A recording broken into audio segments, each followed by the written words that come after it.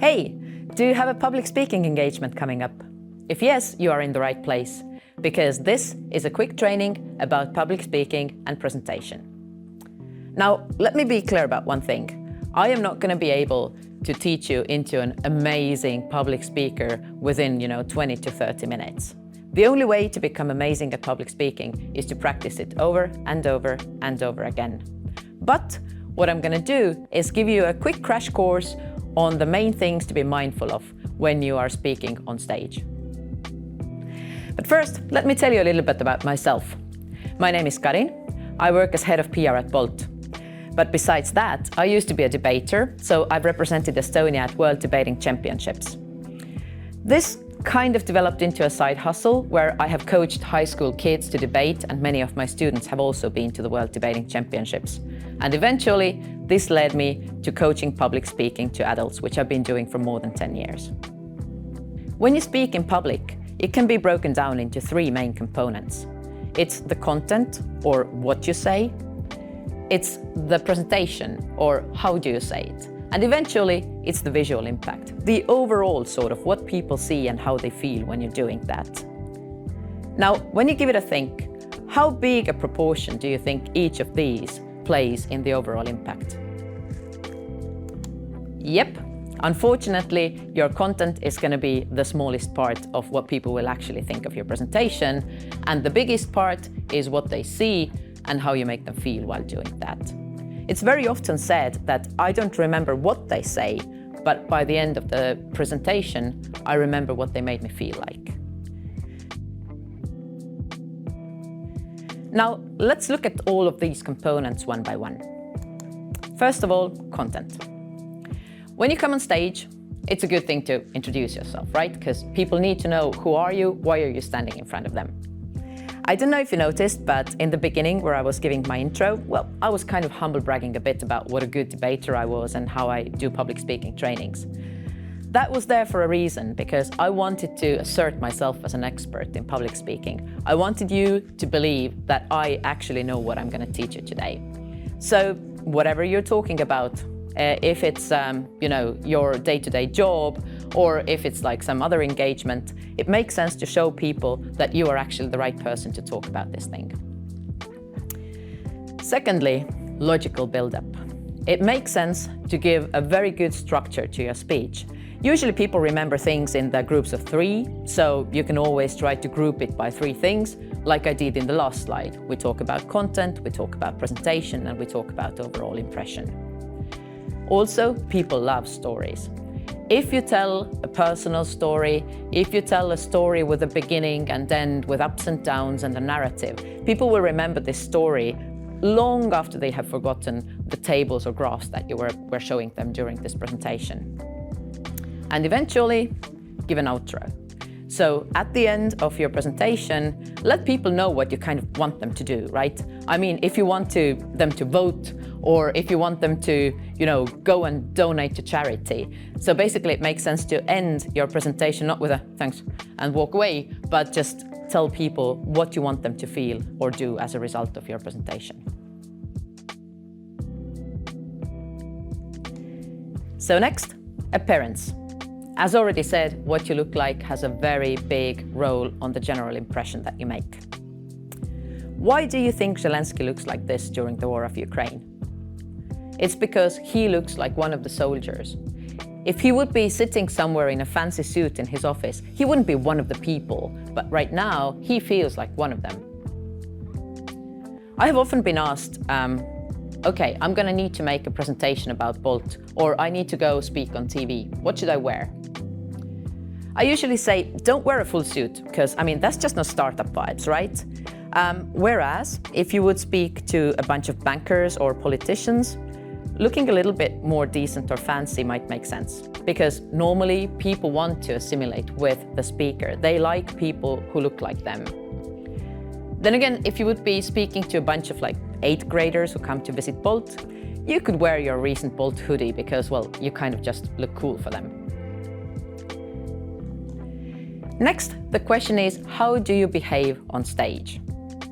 Really often you're offered a podium to speak behind, That would not be my recommendation, because these things are always created to create distance between you and the audience. So my recommendation is to keep an open stage between you and your listeners. Furthermore, if you want to really speak to people, it might even make sense to get off the stage and get closer to your listeners to actually speak heart to heart. Okay, but let's say you're standing on the stage. Next question is where to stand, right? I mean, usually middle of stage would make sense, but make sure you do not block your slides, especially if you have some important graphs here to show. In the same time, you don't really want to stand completely off the stage because, well, some people in the audience might not be able to see you. So I would say a reasonable location would be somewhere on the edge of your slides. Now about body language, how to behave on stage. Well, make sure you feel relaxed. Don't cross your arms, don't cross your legs, because it makes you look tense even if you're feeling so. If you're a person who would normally put their hands in their pockets, you can do that, that's perfectly fine. If you're a person who would normally use hand gestures, it's fine, use gestures. Just make sure not to overdo it and make sure they don't become repetitive, because if you use a repetitive hand gesture, it might become distracting to the audience. If you have something in your hand, like a pen or a clicker, just try not to fumble on it constantly, because that too will be a distraction. Where to look where you're on stage? So usually it's a good idea to shift your gaze around a little bit. This also gives you confirmation whether people have fallen asleep already or whether they're actually engaged in what you're saying. But a rule of thumb is try to look somewhere around the forehead of the last row. This gives the impression that you are sort of looking at the entire audience. It's a good idea to every now and then make eye contact with some people in the audience, but just try not to become creepy and look somewhere in the eyes for a long time while speaking. During panel discussions, you might be asked to sit on stage. How to do that? Well, this position makes me look very comfortable, doesn't it? But in the same time, it doesn't make me very engaged in the discussion. Another opportunity would be to sit like this. I mean, look at my body language. I am definitely engaged with the speakers. But in the same time, it doesn't make me look very convenient, does it? Probably the solution is somewhere in the middle. Don't slouch back. Lean front a little bit. Keep an open position. However, crossing your legs makes sense. If you do, maybe from ankles, not like this. And of course, ladies, while sitting on stage, be mindful of wearing a skirt. If you speak to a larger audience, you might need to use the microphone. How to do that? First of all, make sure that it's switched on. The switch is somewhere around here. Secondly, do not hold the mic down here, because this is literally where the reception is, and you might end up having the mic not working. Hold it somewhere in the middle, put it close to your mouth, but not too close, because otherwise you will be super loud and also end up spitting in the mic, which might be distracting to the audience. If you hold it very far from your mouth, well, it will just not work, right? So hold it somewhere in a comfortable distance from your mouth. Usually you might also get a voice check before to make sure that you will know how well the microphone works. Before your speaking engagement, make sure that you will be aware of what the setup will be. Will you have a lapel microphone like I have right now? Will you have a handheld microphone? Or will there be a stage microphone that you will have to walk up to? Also, make sure that you will know how you can use your notes. Because, good Lord has blessed me with two hands, but if I have a clicker in one hand and a microphone in the other, there will be no place for the notes, is there? Well, usually the solution to this problem is either there is a prompter that will show you your slides somewhere, or even better, memorize your slides well enough that you will not even need notes. You will be able to present anything that you need to say by heart.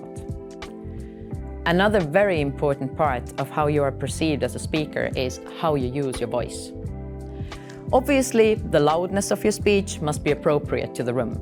If you are speaking to a huge audience of thousands of people, using louder voice and longer pauses makes sense, because you will give time for the voice to travel.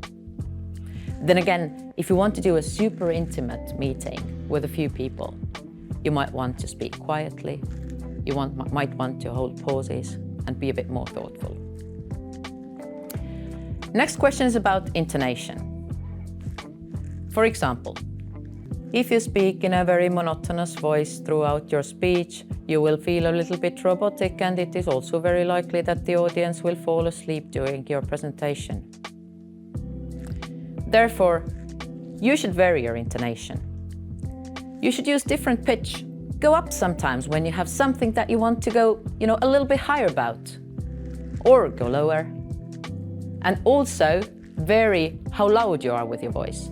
If you really want to emphasize an important point that people will have to remember, then you can say that louder. And if you're in a more thoughtful place and want to make people think, then be a little bit quieter and softer with your voice. And next question is, how do you hold pauses? A pause is a very, very powerful thing you can use in your speech. Whenever you're giving people a question, for example, engaging the audience, give them time to think about it before you move on and start responding.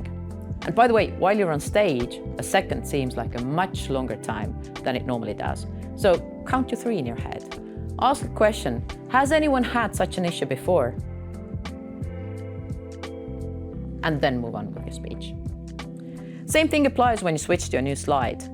Give people a little bit of time to let it sink in. Don't start speaking right away. Now, let's look at a few examples of different people speaking. Try to evaluate the speakers from what we just learned. How are they using their voice? How do they use the body language, hand gestures? How do they move around? And overall, what impression do they make to you as a speaker? My name is Phil Davison, and I am seeking our party's nomination for the position of Stark County Treasurer on November 10th, November of 2010, excuse me. In terms of my background, I am from the village of Minerva, where I am serving my 13th year of elected service as a Minerva Council member. In terms of education, I have a bachelor's degree in sociology, a bachelor's degree in history, a master's degree in public administration,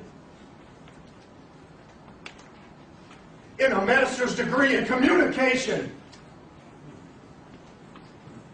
In terms of elections across Stark County, I have represented our party twice on the county ballot, in both the primary and the general elections. When I ran for Stark County Clerk of Courts in 1996 and Stark County Commissioner in 2000, and I will not apologize for my tone tonight. I have been a Republican in times good, and I have been a Republican. How did the speaker make you feel? Was he convincing? Mostly for me, he made me feel super nervous. He made me feel like he's about to have a heart attack, right? I mean, he was pacing from one place to another. His hand gestures were way off. His voice was way off. He was just feeling like he's gonna either attack you or run away, or I don't know. And what was he talking about? He was talking about his own experience, his work experience, his job experience. So this is the kind of thing that doesn't obviously need this kind of emphasis that he just put into. Would you elect a politician like this?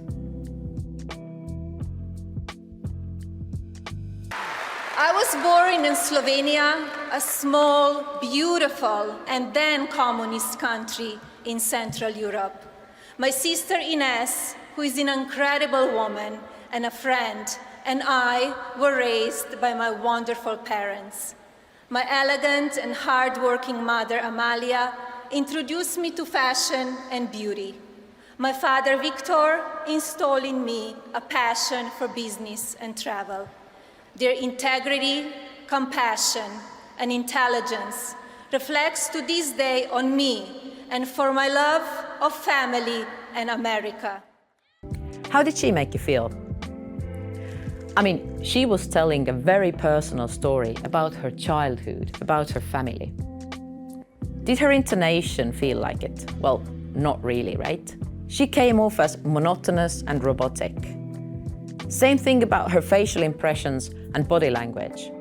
She kept looking to the right for one sentence, and to the left for another sentence, and to the right for one sentence. Why did she do it? Most likely because she had monitors on two sides to make her feel, well, less robotic, so that she would be looking at one and then the other. Did it work? Not quite sure. In 1964, I was a little girl sitting on the linoleum floor of my mother's house in Milwaukee, watching Anne Bancroft present the Oscar for Best Actor at the 36th Academy Awards. She opened the envelope and said 5 words that literally made history. The winner is Sidney Poitier.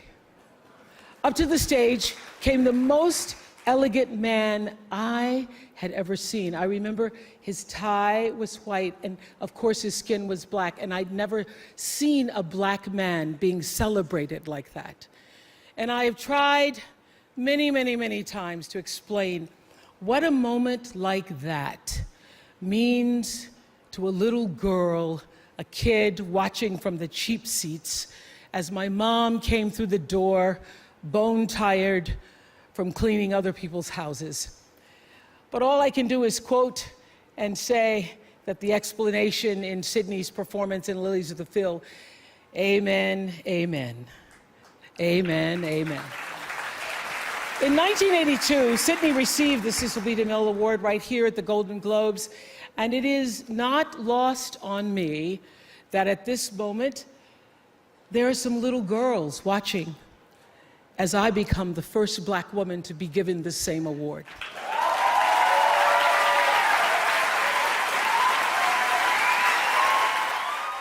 She too was telling a very personal story. And I think she did quite well, right? The way that she described the moment, the way she used the intonation, the way how her hand gestures emphasized what she was telling about. I think overall that's a very, very good example of how to tell a personal story. To those who marched, though, those old gospel songs must have never sounded so sweet. In time, their chorus would well up and reach President Johnson, and he would send them protection and speak to the nation, echoing their call for America and the world to hear. We shall overcome. What about that guy? Such poses, am I right? Whenever I've shown this video to people, I get conflicting opinions on are these poses too long or are they just the right amount? What you have to keep in mind is that he's speaking outdoors and to a very, very large audience, so he must wait for the voice to travel to the other side. Also, did you notice, he's speaking behind the podium, but in the same time, he's still able to use asserting body language. I love how he's emphasizing the things that he's saying with his hand gestures. And by the way, all this is learned. If you look at his earlier videos when he just became to office, they are not as good. And now to the visual aid, your slides. Generally, it is not a good idea to put a lot of text on a slide because, rather use shorter snippets, use keywords, use photos. And when you look at this slide, this is literally what I've just done, right? I've put a lot of text on a slide.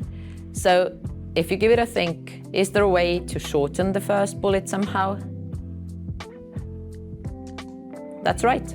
It could be summarized in a much shorter sentence. And same to the second. Yep, it could just be visualize. However, if for some reason you must put a lot of text on a slide, give people time to read it when the slide switches, because for the first couple of seconds they're not going to listen to anything you're saying anyway because they're viewing the slide. But then again, as already said, don't put a lot of text on a slide. Instead of text, try using visuals. Try to show what you want to say. Use graphs, use photos, put one really large word on the slide and let people think about it. And everything else can just be your explanation. Are you afraid of public speaking? Well, congratulations, you are not alone. 75% of people admit that they are actually afraid of public speaking. But the good news is, 90% of people also say that if they're really well prepared, then that reduces that anxiety. So make sure that you're really well prepared. Practice in front of the mirror at home to see how your body language works. Go through your slides and memorize them up to the latest detail. Now here's a good example of what happens if you're not prepared at all. Ladies and gentlemen, director and producer Michael Bay. Good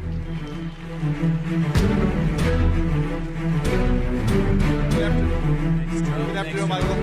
How is everyone today? My job as a director is I get to dream for a living. Michael, you know, you're known for such unbelievable action.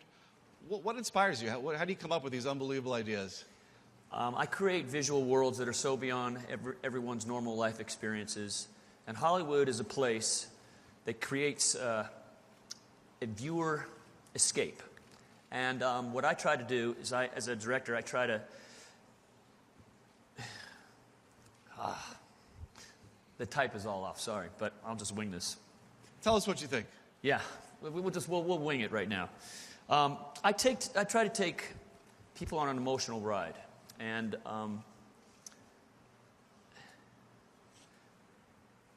The Curve? How do you think it's going to impact how viewers experience your movies? excuse me, I'm sorry. I'm sorry. Okay. Ladies and gentlemen, let's thank Michael Bay for joining us. So, what just happened? He is the world-famous movie director Michael Bay, and he was supposed to promote the new Samsung TV, right? But what went wrong was that he said at some point, the prompter is all off.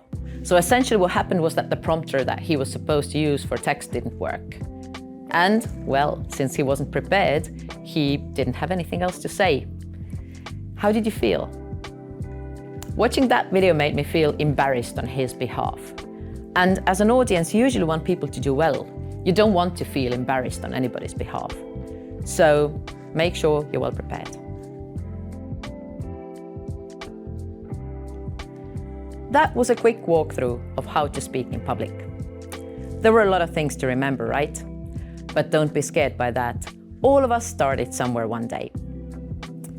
As I said at the beginning of the video, the only way to become an amazing public speaker is to practice as much as you can. So whenever you can, step on that stage and give that speech.